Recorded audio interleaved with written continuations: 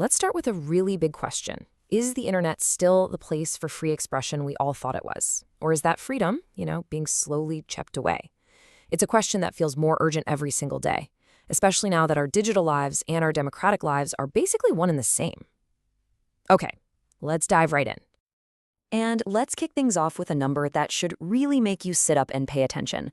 According to a new report from Freedom House, a whopping 79% of all internet users live in countries where people have been arrested or even jailed just for what they post online. We're talking about political, social, or religious topics. Think about that. That's almost 4 out of every 5 people online.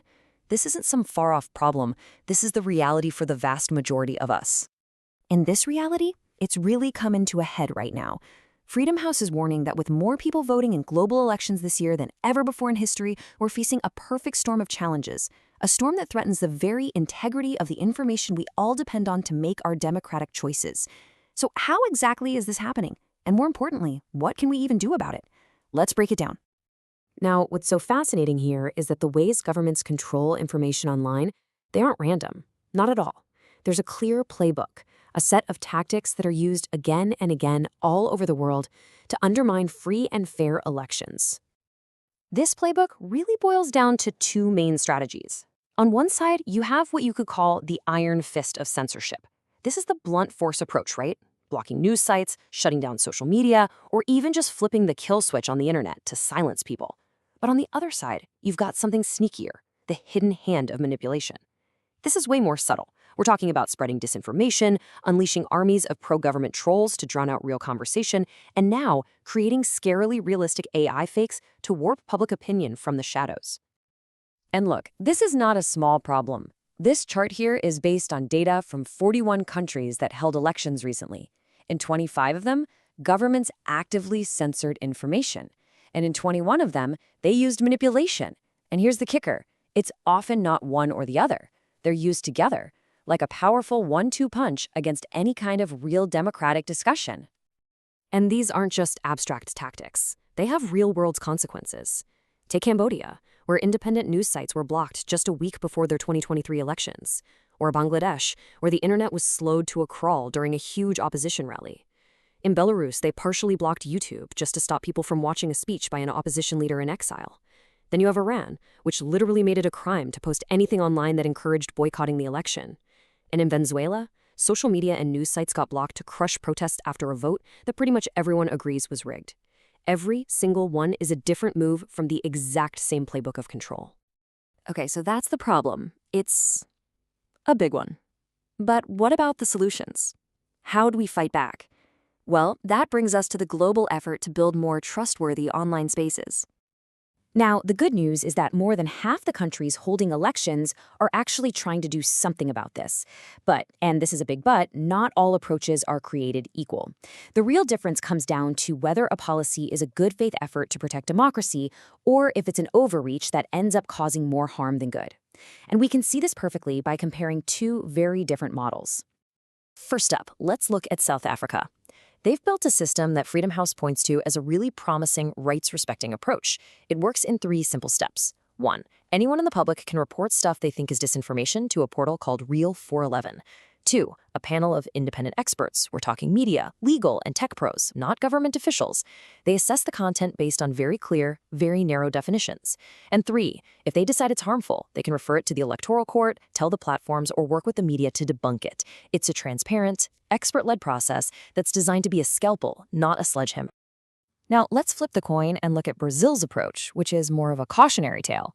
The intention was good, to fight disinformation, but the way they did it raises some serious red flags. Their new rules make platforms immediately remove content that's notoriously false. But what does that even mean? Notoriously false? It's super vague. And that ambiguity, plus really tight deadlines for removal, gives platforms a massive incentive to just play it safe and delete anything that looks even a little bit controversial. The risk is that legitimate political speech, or satire, or just plain old debate gets caught in the crossfire. It's a classic case of a policy with good intentions, backfiring, and leading to over-censorship. So the huge takeaway here is that the best, most effective policies are all built on the same foundation.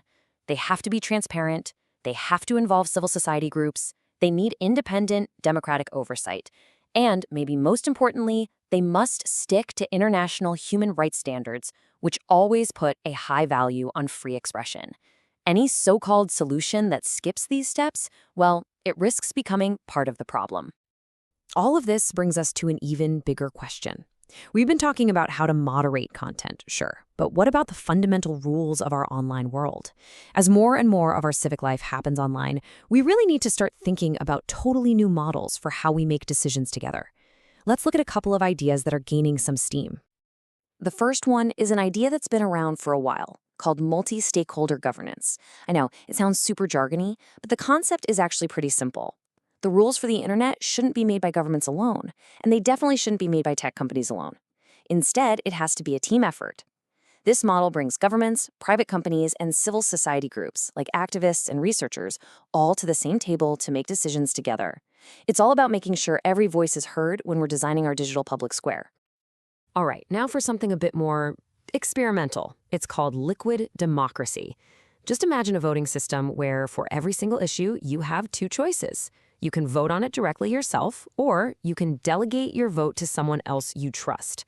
Could be an expert, a community leader, anyone. And you can take that vote back whenever you want. It's liquid because your voting power can flow to wherever you think it will be the most effective. People are actually testing this out right now in online communities, especially in the blockchain world.